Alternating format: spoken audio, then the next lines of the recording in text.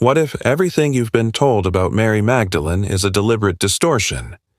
What if the woman labeled as a repentant prostitute was actually Jesus' most spiritually advanced disciple, perhaps even his chosen successor?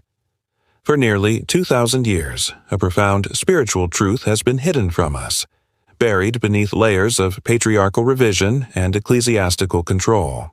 The story begins in the 5th century, when Pope Gregory I delivered a homily that would forever change how the Western world viewed Mary Magdalene. In this influential sermon of 591 CE, Gregory conflated 3 separate women from the Gospels into one: Mary of Magdala, an unnamed sinful woman, and Mary of Bethany. With a stroke of rhetorical genius, he transformed the most prominent female disciple of Jesus into a reformed prostitute. She whom Luke calls the sinful woman, whom John calls Mary, we believe to be the Mary from whom 7 devils were ejected according to Mark, Gregory declared. What she therefore displayed more scandalously, she was now offering to God in a more praiseworthy manner. She had coveted with earthly eyes, but now through penitence these are consumed with tears. This false narrative persisted for nearly 1,400 years, becoming so deeply embedded in Christian consciousness that most believers today still think of Mary Magdalene primarily as a fallen woman redeemed by Jesus. But the truth is far more revolutionary. The canonical Gospels themselves offer clues to Mary's true importance. She appears at crucial moments in Jesus' ministry, present at his crucifixion when male disciples had fled, and as the first witness to his resurrection. This latter role earned her the title Apostle to the Apostles in some Christian traditions, acknowledging her unique position as the first messenger of Christianity's central miracle. But it's in the Gnostic texts discovered in the mid-20th century that we find the most startling revelations about Mary Magdalene, revelations that challenge the very foundations of traditional Christianity and offer a glimpse into a radically different understanding of Jesus' teachings and legacy. In 1945, near the Egyptian town of Nag Hammadi, a local farmer named Muhammad al-Saman made an extraordinary discovery while digging for fertilizer. He unearthed a sealed jar containing 13 leather-bound papyrus codices, ancient books dating back to the early Christian era. These texts, hidden for nearly 1,700 years, contained Gospels, apocalypses, and teachings that had been systematically suppressed by the early Church. Among these recovered works were several that featured Mary Magdalene prominently, not as a reformed sinner, but as Jesus' closest disciple and the inheritor of his most profound spiritual teachings. The Gospel of Mary, the Gospel of Philip, the Gospel of Thomas the Pistis Sophia. These ancient texts reveal Mary Magdalene who rivaled Peter for leadership of the early Christian movement and possessed spiritual insights that the male disciples struggled to comprehend. These are the secret sayings which the living Jesus spoke and which Didymos Judas Thomas wrote down. Begins the Gospel of Thomas, setting the stage for revelations that go far beyond the teachings preserved in the canonical New Testament. In these texts, we encounter a Jesus who imparts mystical knowledge rather than simple moral precepts, and a Mary Magdalene who fully grasps the esoteric dimensions of his message. The implications are profound. If these Gnostic texts preserve authentic traditions about Mary Magdalene's role, then the Christianity that has dominated Western civilization for 2 millennia represents only one branch of Jesus' legacy, and perhaps not the one he himself intended to flourish. The truth about Mary Magdalene doesn't just change how we see one biblical figure, it transforms our understanding of Jesus' message, early Christianity, and the divine feminine that was systematically erased from Western religion. As we journey deeper into these forbidden Gospels and the lost Christianity they represent, we'll discover a spiritual landscape far richer and more complex than Orthodox tradition has allowed us to see. We'll meet a Mary Magdalene who embodies divine wisdom, challenges patriarchal authority, and offers a path to spiritual enlightenment that resonates powerfully with contemporary seekers. The story of Mary Magdalene's silencing and her subsequent resurrection through these recovered texts is not just an academic curiosity. It's a living testament to the power of spiritual truth to survive even the most determined efforts at suppression. And it raises a question that echoes across the centuries. What might Christianity and our world have become if Mary's voice had not been silenced? To understand the revolutionary nature of the Gnostic portrayal of Mary Magdalene, we must first recognize how little the canonical Gospels actually tell us about her. In Matthew, Mark, Luke, and John, she appears primarily at the crucifixion and resurrection, with only Luke mentioning her earlier in Jesus' ministry as a woman who had been healed of 7 demons, and subsequently supported his work. This sparse portrait gives us almost no insight into her background, character, or relationship with Jesus. Yet, despite this limited canonical presence, Mary Magdalene has captured the Western imagination like few other biblical figures. The vacuum created by scriptural silence was filled by tradition, speculation, and ultimately, deliberate distortion. By the 6th century, as we've seen, Pope Gregory had transformed her into a repentant prostitute, a characterization that served the Church's purposes by emphasizing themes of sin, repentance, and male spiritual authority. The discovery of the Nag Hammadi Library in 1945 shattered this carefully constructed image. Hidden in a sealed jar beneath the Egyptian desert for nearly 17 centuries were texts that presented a radically different Mary Magdalene, one who stood at the very center of Jesus' inner circle and possessed a spiritual understanding that surpassed even that of Peter and the other male disciples. The circumstances of this discovery read like an adventure novel. Muhammad al-Saman, a local farmer, unearthed a large sealed jar while digging for fertilizer near limestone caves in the vicinity of Jabal al-Tarif. Initially fearful of unleashing a jinn, a spirit that might bring misfortune, Muhammad hesitated before breaking the jar. When he finally did, he discovered 13 leather-bound codices containing 52 texts written in Coptic, the final stage of ancient Egyptian language. The journey of these texts from their discovery to publication is a tale of intrigue, academic jealousy, and bureaucratic obstruction. Some codices were burned by Muhammad's mother, who feared they contained dangerous magic. Others were sold on the black market, passing through the hands of antiquities dealers before finally reaching scholars who recognized their immense historical value. Among these recovered works was the Gospel of Mary, an early Christian text discovered separately in 1896, but belonging to the same tradition as the Nag Hammadi texts. Written in Coptic and dating to the 5th century, with earlier Greek fragments from the 3rd century, this gospel presents a post-resurrection scene in which Mary Magdalene comforts the fearful disciples and shares special teachings she received directly from Jesus. "Do not weep and do not grieve, nor let your heart be disturbed," Mary tells the disciples in this text, displaying a spiritual authority and confidence that contrasts sharply with her traditional image.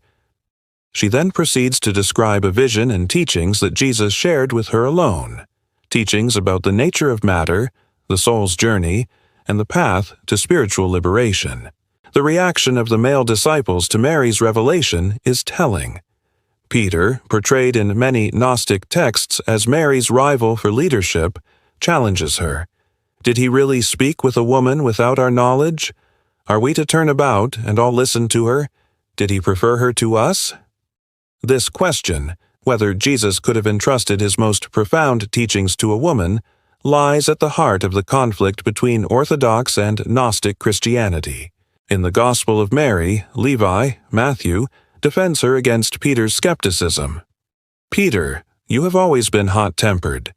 If the Savior made her worthy, who are you indeed to reject her?" This exchange reveals not just the elevated status of Mary Magdalene in some early Christian communities, but also the tensions that existed around female spiritual leadership, tensions that would eventually be resolved in Orthodox Christianity through the complete exclusion of women from positions of authority. The Gospel of Mary isn't the only Gnostic text that elevates Mary Magdalene. The Pistis Sophia, Another significant work depicts her as asking 39 of the 46 questions posed to Jesus, demonstrating her spiritual curiosity and insight. Jesus repeatedly praises her understanding, saying, "Excellent Mary, you are blessed beyond all women on earth." In the Gospel of Philip, Mary is described as Jesus' companion, koinonos in Greek, a term that has sparked endless debate about the nature of their relationship. The Gospel states that Jesus loved Mary more than all the disciples and kissed her often on her mouth, a passage that has been interpreted variously as indicating a romantic relationship, a spiritual bond, or a symbolic transmission of divine wisdom. What emerges from these texts is a portrait of Mary Magdalene as a spiritual adept who fully grasped the esoteric dimensions of Jesus' teachings. Unlike the male disciples, who often misunderstood Jesus' parables and metaphors, Mary intuited the deeper meanings behind his words.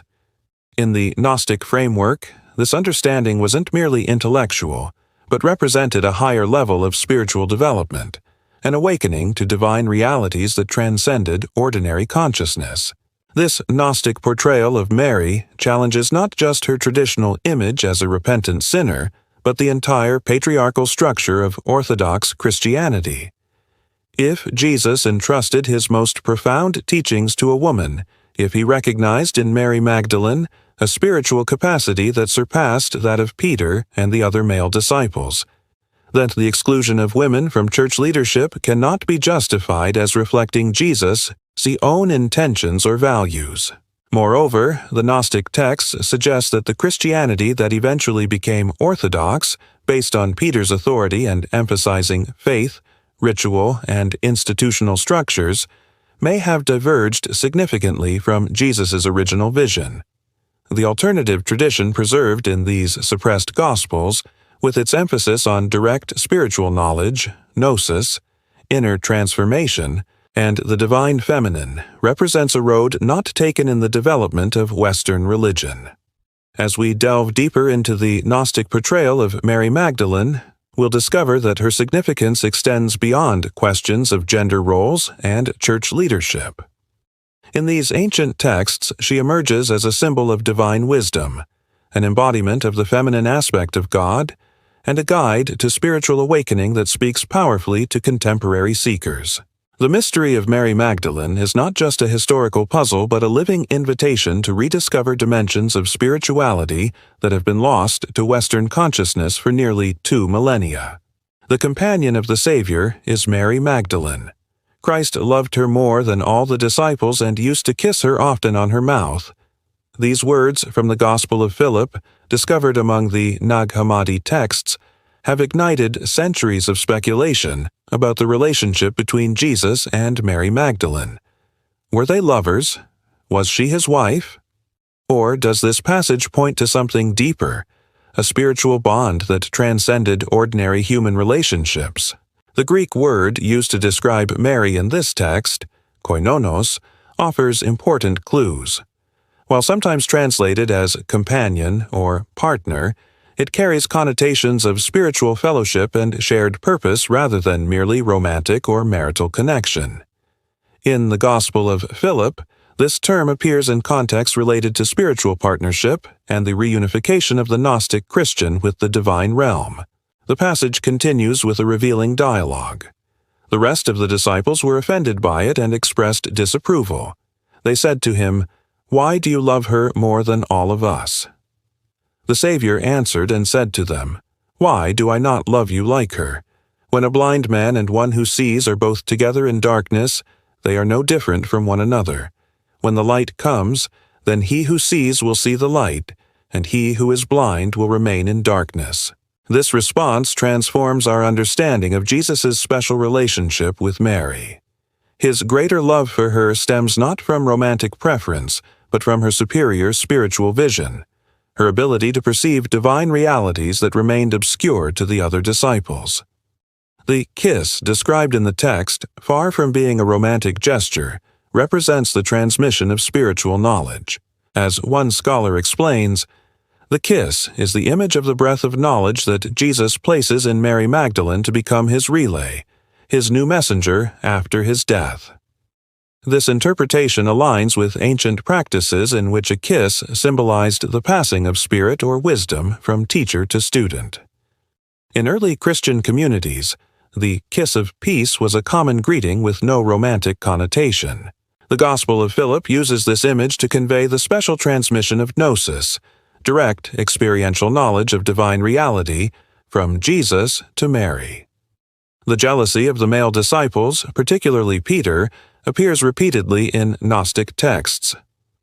In the Pistis Sophia, Peter complains that Mary is monopolizing the conversation with Jesus and displacing us by taking up too much of the teacher's attention. In the Gospel of Thomas, Peter demands that Mary leave the group, declaring that women are not worthy of life. Jesus responds by promising to lead her so as to make her male, a cryptic statement that in Gnostic thought refers not to literal gender transformation, but to transcending the limitations of gendered existence to achieve spiritual wholeness. These conflicts between Mary and Peter represent more than personal rivalry. They embody a fundamental tension in early Christianity between different understandings of spiritual authority. Peter represents institutional authority based on office and apostolic succession. Mary represents charismatic authority based on direct spiritual insight and personal revelation. The triumph of Peter's model in Orthodox Christianity established a pattern of male institutional leadership that would dominate Western religion for millennia. Yet, the Gnostic texts suggest that Jesus himself recognized and validated Mary's spiritual gifts in ways that challenge the emerging patriarchal structure. In the Gospel of Mary, after Jesus' departure, the disciples are fearful and uncertain about their mission. It is Mary who steps forward to comfort them. "Do not weep, and do not grieve, nor be irresolute, for His grace will be entirely with you and will protect you." When Peter asks her to share what she knows, she reveals teachings that Jesus imparted to her alone, teachings about the nature of matter, vision, sin, and the soul's journey.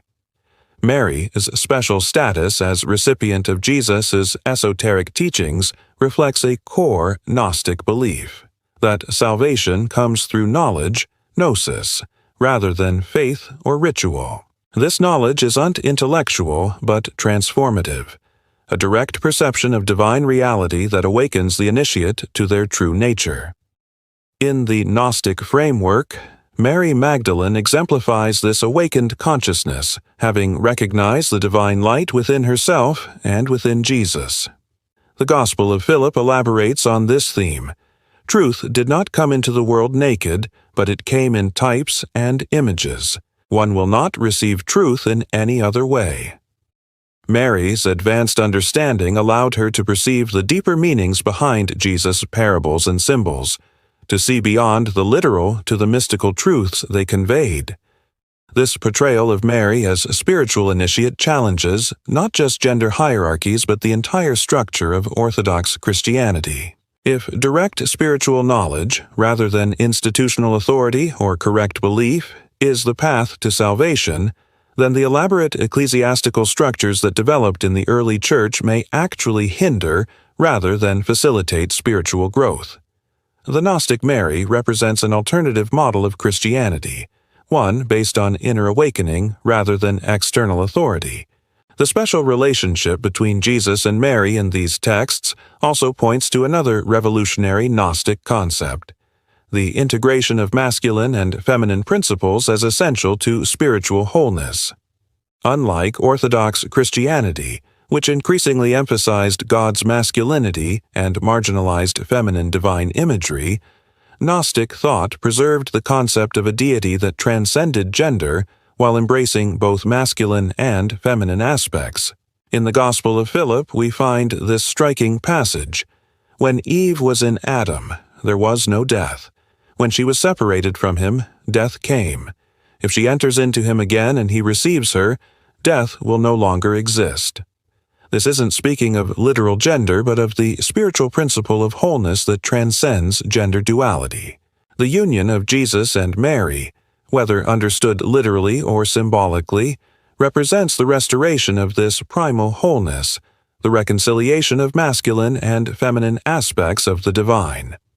This theme resonates powerfully with contemporary spiritual seekers, particularly women who have felt alienated by traditional Christianity's masculine imagery and patriarchal structures. In Mary Magdalene, they find a figure who embodies feminine spiritual power and wisdom, not as subordinate to male authority but as its equal or even superior. Her relationship with Jesus models a spirituality based on mutual recognition and respect rather than hierarchy and dominance. As we continue to explore the Gnostic portrayal of Mary Magdalene, we'll discover how she embodies the divine feminine principle known as Sophia, wisdom, and how her teachings about the soul is journey offer a path to spiritual liberation that remains relevant today. The beloved disciple, far from being merely Jesus' romantic partner, emerges as a spiritual teacher in her own right, one whose voice, though long silenced, speaks with renewed clarity to our contemporary spiritual questions and longings. In the vast tapestry of Gnostic thought, Mary Magdalene's significance extends far beyond her historical role as Jesus' disciple. She emerges as an embodiment of Sophia, divine wisdom, the feminine aspect of God that plays a crucial role in Gnostic cosmology and soteriology. This connection transforms Mary from a mere follower of Jesus into a manifestation of divine principle, a human face of the sacred feminine that was systematically erased from Orthodox Christianity. In Gnostic thought, Mary Magdalene often embodies the concept of Sophia, the divine feminine wisdom, explains one scholar. She symbolizes the pursuit of higher knowledge and the inner path to spiritual enlightenment. This identification with Sophia gives Mary's words and actions in the Gnostic texts a profound metaphysical significance, elevating her from historical figure to cosmic archetype. The concept of Sophia is central to Gnostic creation myths. In these narratives, Sophia is an aeon, a divine emanation from the supreme God, who plays a pivotal role in the creation of the material world. Through her desire to create without her divine partner, Sophia gives birth to the demiurge, the imperfect creator God who fashions the physical universe. Realizing her mistake, Sophia then works to redeem creation by implanting sparks of divine light within human beings, enabling them to transcend the limitations of the material world and return to the divine fullness, pleroma. Mary Magdalene's role as the first witness to the resurrection parallels Sophia's redemptive function. Just as Sophia brings divine light into the darkness of material existence, Mary brings the light of resurrection knowledge to the disciples still trapped in grief and fear. Her announcement of Jesus' resurrection isn't merely reporting a historical event, but proclaiming a cosmic truth, that divine light cannot be extinguished by material darkness, that spiritual reality transcends physical limitations. This connection between Mary and Sophia is made explicit in some Gnostic texts. In the Pistis, Sophia, Faith Wisdom, Mary asks 39 of the 46 questions posed to the risen Jesus, demonstrating her role as seeker and receiver of divine wisdom. Jesus repeatedly praises her understanding, acknowledging her as the most spiritually perceptive of his followers. Through her questions and Jesus' answers, Mary becomes the conduit through which wisdom flows to the community, the human embodiment of Sophia's illuminating function. The Gospel of Mary contains the most detailed account of Mary's mystical vision, a revelation that offers profound insights into Gnostic cosmology and the soul's journey. After Jesus' departure, when the disciples are uncertain and afraid, Mary shares what Jesus has revealed to her alone. Where the mind is, there is the treasure, she tells them, articulating a core Gnostic belief in the primacy of consciousness over material reality. She then describes a vision of the soul's ascent through various cosmic realms, encountering and overcoming the powers, archons, that seek to keep it bound to material existence. This vision reveals Mary's advanced spiritual development. In Gnostic thought, The ability to perceive cosmic realities beyond the physical world marks an initiate who has awakened to their true divine nature. Mary's vision isn't fantasy or speculation, but direct spiritual perception, gnosis in its purest form. By sharing this vision with the other disciples, she fulfills her role as teacher and guide, helping others along the path to spiritual awakening.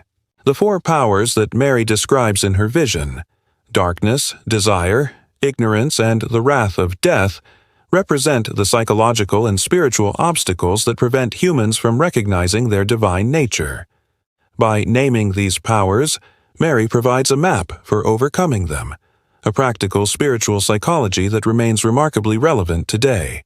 Her teaching suggests that liberation comes not through blind faith or ritual observance, but through self-knowledge and inner transformation. This emphasis on inner transformation rather than external salvation distinguishes Gnostic Christianity from its Orthodox counterpart. In Mary's vision, salvation is not achieved through Christ's sacrificial death, but through the soul's own journey of awakening and return to its divine source. Jesus functions not as a sacrificial savior, but as a revealer of truth, a guide who awakens others to their own divine potential. The soul is greater than all things, Mary teaches, articulating a radical spiritual anthropology that locates divinity within human consciousness rather than in an external deity. This perspective inverts the traditional Christian emphasis on human. With these four simple words, recorded in the Gospel of John, Mary Magdalene became Christianity's first evangelist, the first human being to proclaim the resurrection of Jesus. Even in the canonical Gospels, which minimize her role compared to the Gnostic texts, Mary stands as the primary witness to Christianity's central miracle. All four canonical Gospels place her at the empty tomb on Easter morning, and John's Gospel describes a profound personal encounter between Mary and the risen Christ. This role as first witness, apostle to the apostles, as she would later be called, carries immense theological significance. In the ancient world, the first witness to an event held a special authority in testifying to its truth. By making Mary the first to see and proclaim the risen Christ, the Gospel writers, even within the patriarchal constraints of their time, acknowledged her unique spiritual status. Mary Magdalene came announcing to the disciples, "I have seen the Lord," John's Gospel recounts. In that moment, she became not just a follower, but a messenger, an apostle in the original sense of the word, which means one who is sent. Before Peter, before John, before any male disciple, it was Mary who received the commission to proclaim the good news. Yet, despite this clear biblical evidence of Mary's primacy, her role was systematically diminished over the centuries as Christianity evolved from a diverse movement into a hierarchical institution dominated by men. The process began within the New Testament itself, where later texts already show a tendency to minimize women's leadership. By the 2nd century, as Christianity sought respectability within Greco-Roman society, female leadership became increasingly problematic. "Let a woman learn in silence with full submission," states the first letter to Timothy, a text attributed to Paul but likely written by a later author. "I permit no woman to teach or to have authority over a man. She is to keep silent." Such passages, which contradict Paul's actual practice of working alongside female leaders, reflect the growing pressure to conform to Roman patriarchal norms. The deliberate diminishment of Mary Magdalene's role accelerated as the Church established its hierarchy and canon. Texts that emphasized her spiritual authority, like the Gospel of Mary and other Gnostic works, were excluded from the official New Testament. Church fathers like Tertullian insisted that women could not teach, baptize, or hold any official position, citing Eve's role in the fall as justification for female subordination. The final blow to Mary's reputation came with Pope Gregory's infamous sermon in 591 CE, which transformed her from apostle to prostitute. By conflating Mary Magdalene with other women mentioned in the Gospels, including an unnamed sinful woman, Gregory created a powerful narrative that served the Church's purposes. a fallen woman redeemed by male authority, grateful for her salvation and occupying a subordinate position. She whom Luke calls the sinful woman whom John calls Mary, we believe to be the Mary, from whom 7 devils were ejected according to Mark. Gregory declared creating a conflation that had no basis in the biblical text itself. This false identification stuck, shaping Western art, literature, and popular imagination for nearly 1,400 years. The transformation of Mary from apostle to prostitute wasn't merely a historical error. It was a deliberate theological revision that served to neutralize the challenge she posed to male ecclesiastical authority. If Mary was primarily a repentant sinner rather than a spiritual leader, her prominence in the resurrection narratives could be explained without threatening the male hierarchy. She could be portrayed as a recipient of Jesus' mercy rather than his chosen messenger. This revision also served to control female sexuality and spirituality. By associating the most prominent female disciple with sexual sin, the Church created an impossible double bind for women. They could aspire to be either repentant sinners, like the reinvented Mary, or asexual virgins, like the increasingly venerated Virgin Mary. The possibility of female spiritual authority based on wisdom, insight, or charismatic gifts, the Mary Magdalene of the Gnostic texts, was effectively erased. The historical evidence suggests that this erasure was unaccidental, but reflected a deliberate power struggle in early Christianity. Texts like the Gospel of Mary reveal tensions between Mary and Peter that represent competing visions of Christian leadership and authority. When Peter challenges Mary's teachings, asking, "Did Jesus really speak with a woman without our knowledge? Are we to turn about and all listen to her? Did he prefer her to us?" He articulates the fundamental threat that Mary posed to emerging patriarchal structures. This conflict between Peter and Mary represents more than a personal rivalry. It embodies competing models of spiritual authority. Peter represents institutional authority based on office and apostolic succession. Mary represents charismatic authority based on direct spiritual insight and personal revelation. The triumph of Peter's model in Orthodox Christianity established a pattern of male institutional leadership that would dominate Western religion for millennia. Archaeological and historical evidence suggests that this struggle continued for centuries, with communities that honored Mary's authority persisting alongside the increasingly dominant Petrine Church. The discovery of the Nag Hammadi texts and other Gnostic works reveals that alternative Christian traditions survived long enough to produce substantial literature, even as they were increasingly marginalized as heretical. What was so threatening about Mary's message that it had to be suppressed? The answer lies in the radical nature of Gnostic spirituality itself.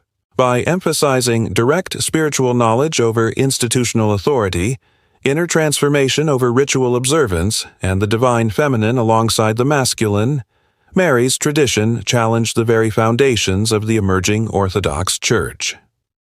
If salvation comes through gnosis, direct spiritual insight, rather than through the sacraments administered by a male priesthood, what becomes of ecclesiastical authority?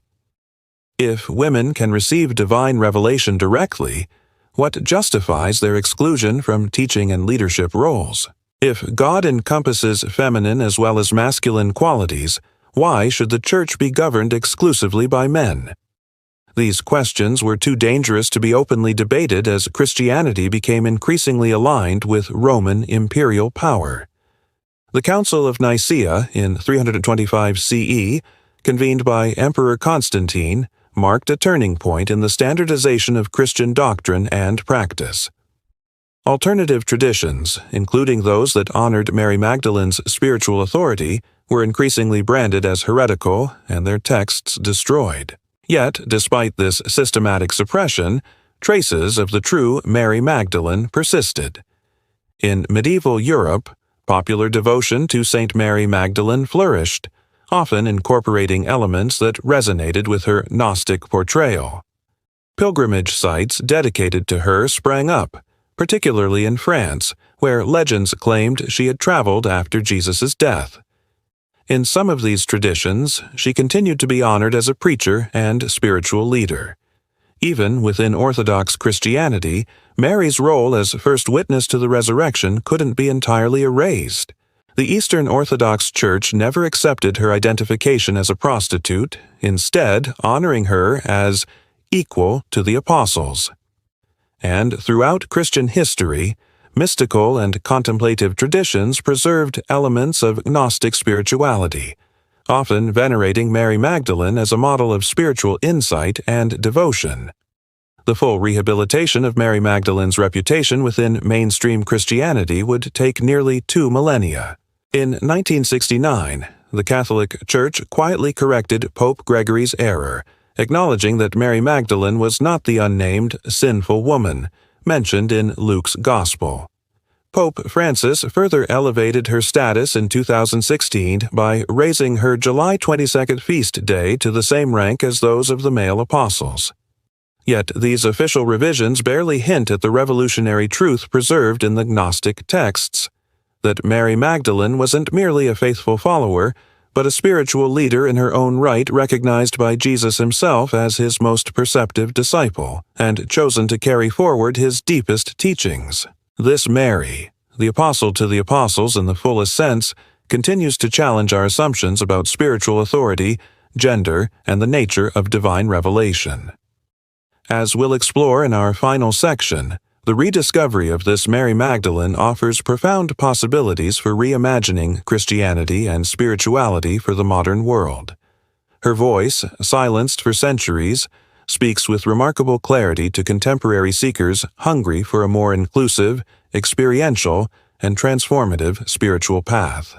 In the spring of 2025, as we look back on the remarkable journey of Mary Magdalene through history, we witness what can only be described as a spiritual resurrection.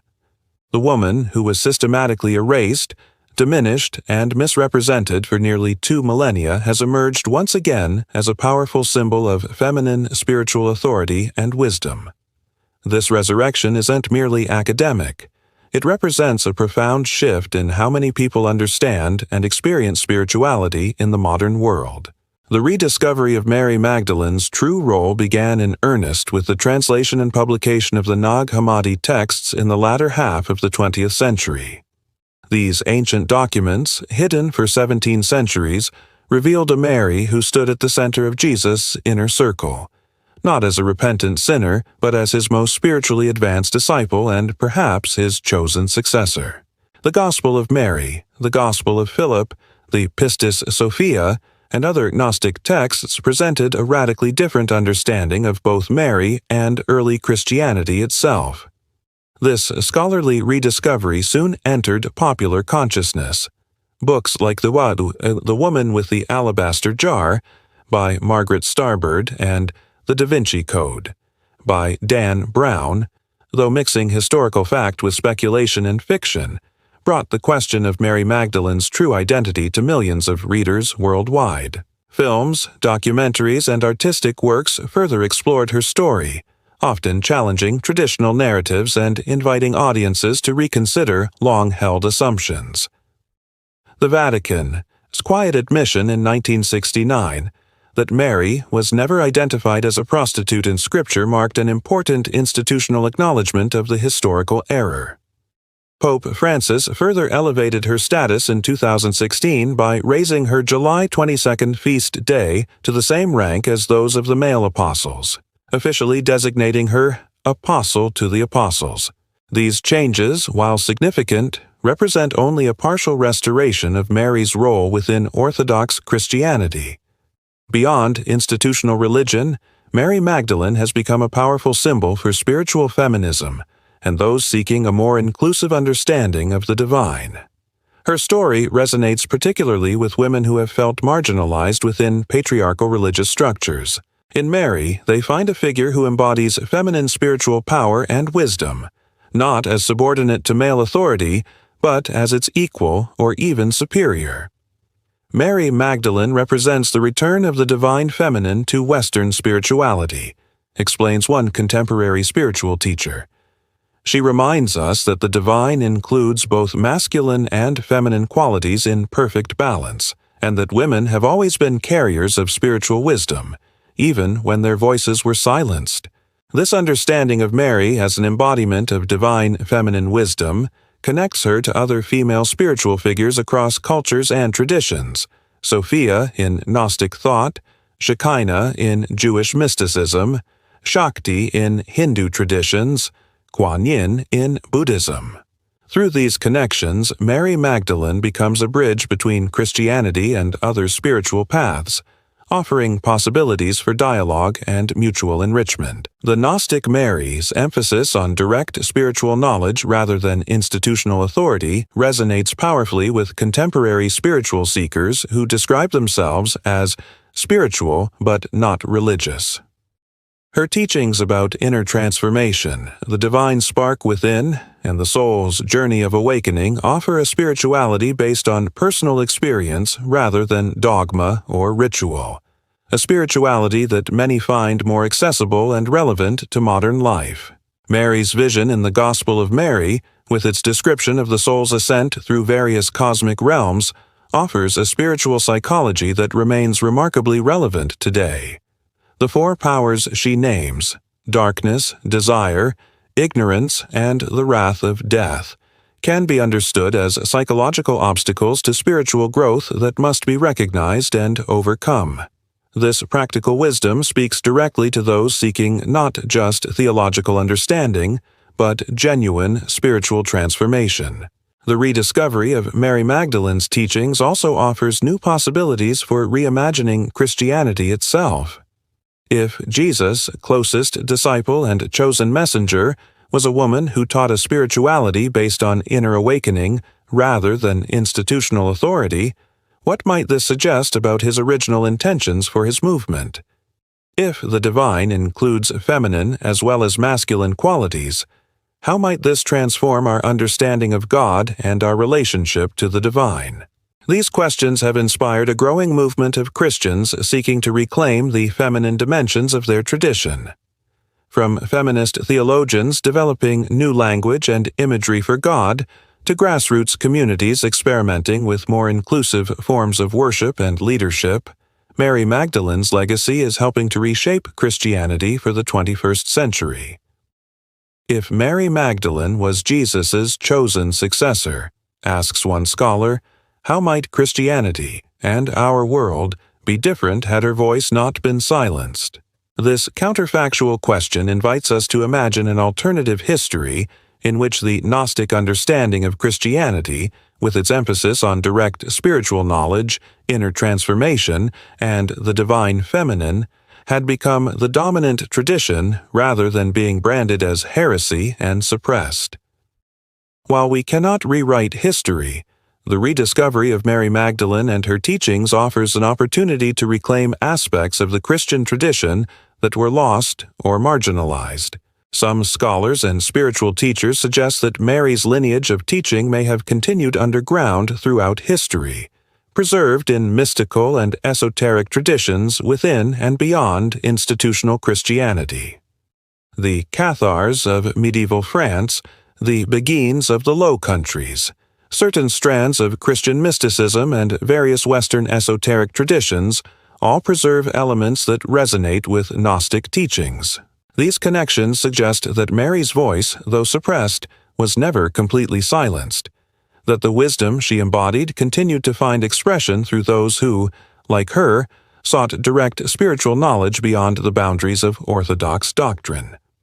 Today, as traditional religious institutions face declining membership and influence in many parts of the world, the spirituality represented by Mary Magdalene offers a compelling alternative, one that honors personal experience, embraces the feminine divine, and seeks transformation rather than mere belief. Her resurrection in our collective consciousness may represent not just a historical correction, but a spiritual awakening with profound implications for our future. As we conclude our exploration of Mary Magdalene's story, we're left with both a historical understanding and a living invitation. The historical Mary emerges from the shadows of misrepresentation as a spiritual leader in her own right, Jesus' closest disciple and chosen messenger. The living invitation is to embrace the wisdom she embodied, to seek direct spiritual knowledge, to honor the divine feminine, and to recognize our own capacity for spiritual awakening. In the words attributed to Jesus in the Gospel of Mary, "Peace be with you. Receive my peace unto yourselves. Beware that no one lead you astray, saying, Lo, here, or Lo, there. For the Son of Man is within you. Follow after him. Those who seek him will find him."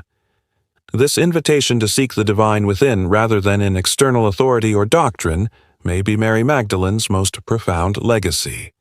A legacy that continues to inspire and transform those who encounter her story today. As we face the challenges of the 21st century, her voice, silenced for so long, speaks with renewed clarity and power, offering wisdom for our time and beyond.